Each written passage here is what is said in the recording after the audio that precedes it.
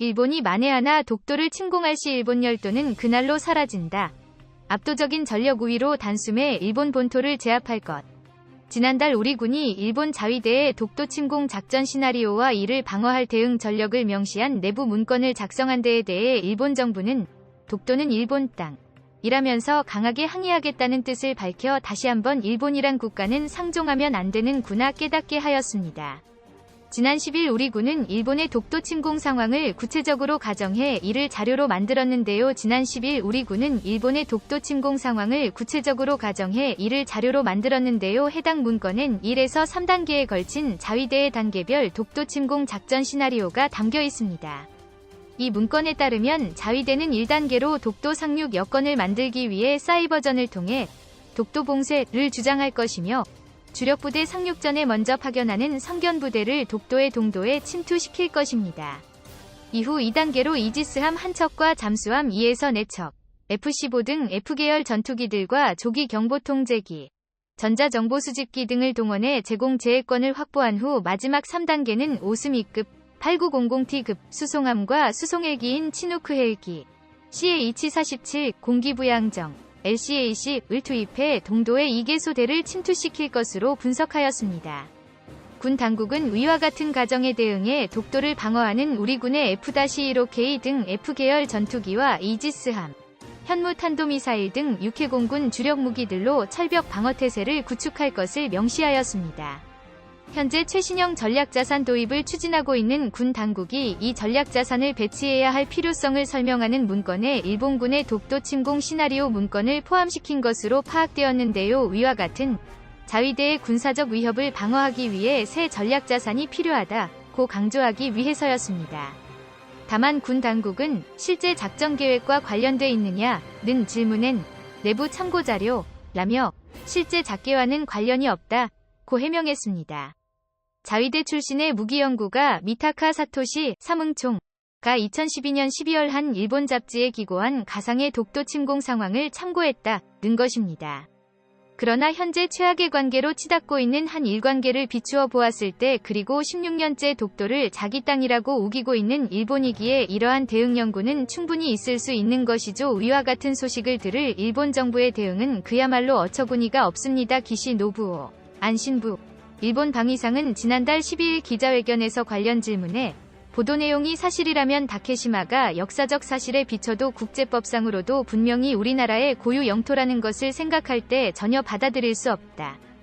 문건으로 끝나지 말고 실제 대독도 침공 대비 훈련이 매년 치러져야 할 상황이네요. 기시 방위상은 이어 주일본 한국 무관에게 사실관계 설명을 강하게 요구함과 동시에 우리나라, 일본 위 입장을 재차 전달하고 강하게 항의했다. 고 밝혔습니다. 일본 정부는 다른 외교 경로를 통해서도 항의한 것으로 알려졌는데요. 한국 측이 보도 내용을 실제 작계와 관련이 없는 참고자료라고 해명한 상황에서도 기시 방위상이 언론 보도와 관련해 항의한 사실을 이날 공개한 것은 외교적으로 적절하지 못한 일본다운 조처였습니다. 위와 같은 소식을 접한 일본 네티즌들은 한국은 분명한 적국이다 라며 격앙된 어조로 비판하였습니다. 일본 최대 포털 사이트 야후재팬의 네티즌 반응을 살펴보면 다음과 같습니다. 함께 협력해 나가야 할 이웃 국가 조약을 파기하고 심지어 업신여기고 있는 것이 한국이라는 것을 한국은 영원히 깨닫지 못할 것이다. 역시 이 나라는 아무리 생각해도 구제할 길이 없다. 경제 제재로 스스로 망할 나라의 자위대 등군 사력의 낭비일 뿐이다.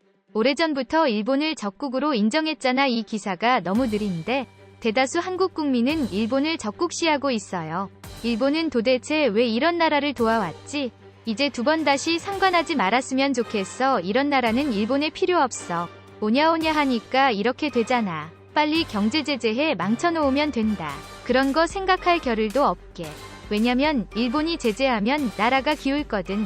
벌써 몇 년 전부터 그 나라는 일본을 적국시하고 있었다고 생각하지만 그래도 이제서야 매스컴도 이에 동의하며 밝히는 것도 좋은 변화일지도.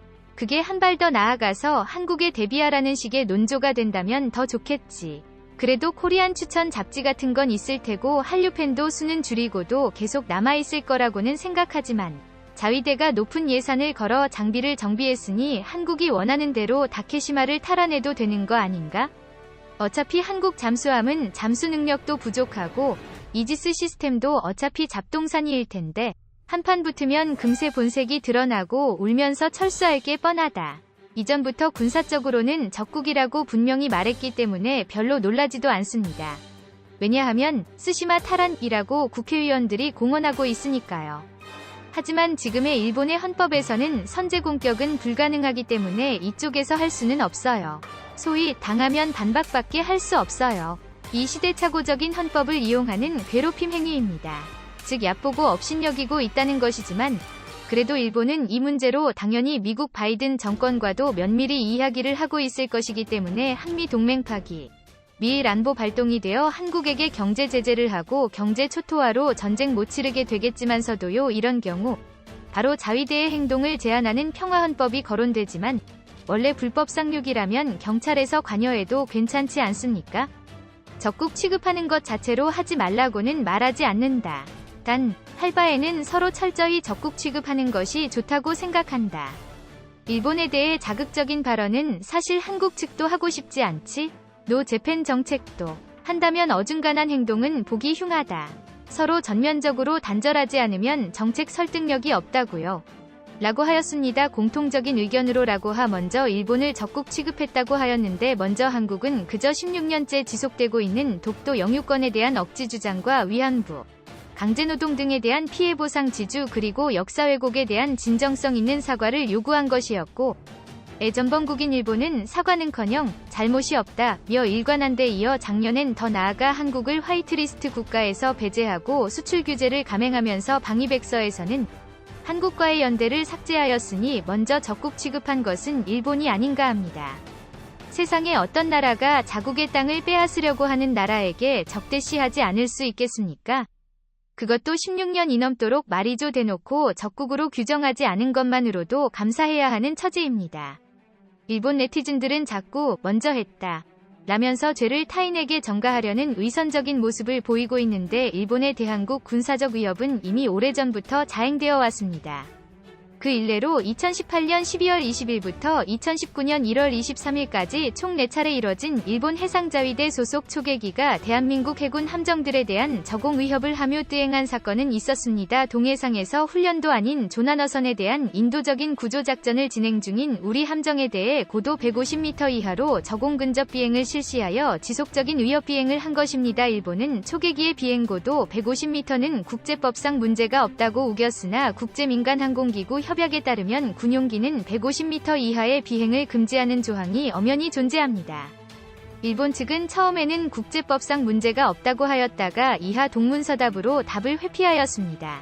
2019년 1월 4일 국방부 채널에 업로드한 일본은 인도주의적 구조작전 방해를 사과하고 사실 왜곡을 즉각 중단하라 라는 제목의 영상에서는 한글 댓글보다 일본어 댓글이 압도적으로 많으며 영상이 싫어요는 좋아요와 거의 대등한 93,000개나 찍혀 있습니다. 해당 영상 링크는 고정 댓글에 남겨두었습니다. 화력 지원 요망. 일본이 한국의 국방에 대해 사사건건 시비를 걸고 문제가 아닌 것에 문제 삼는 것은 자국 국방에 대한 열등감에서부터 비롯된 것입니다.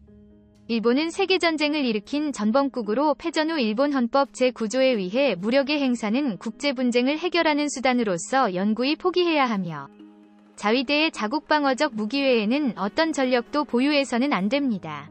이것이 일본에게 있어서는 영원히 지우지 못할 수치이자 두려움이겠죠. 반면 한국은 명실상부 전 세계에서 가장 강력한 육군과 비대칭 전력 무기를 보유하였고 그리고 첨단화된 해공 전력을 꾸준히 발전시켜 나가고 있습니다. 이 중 일본이 가장 두려워하는 것이 바로 비대칭 전력 무기인 미사일입니다.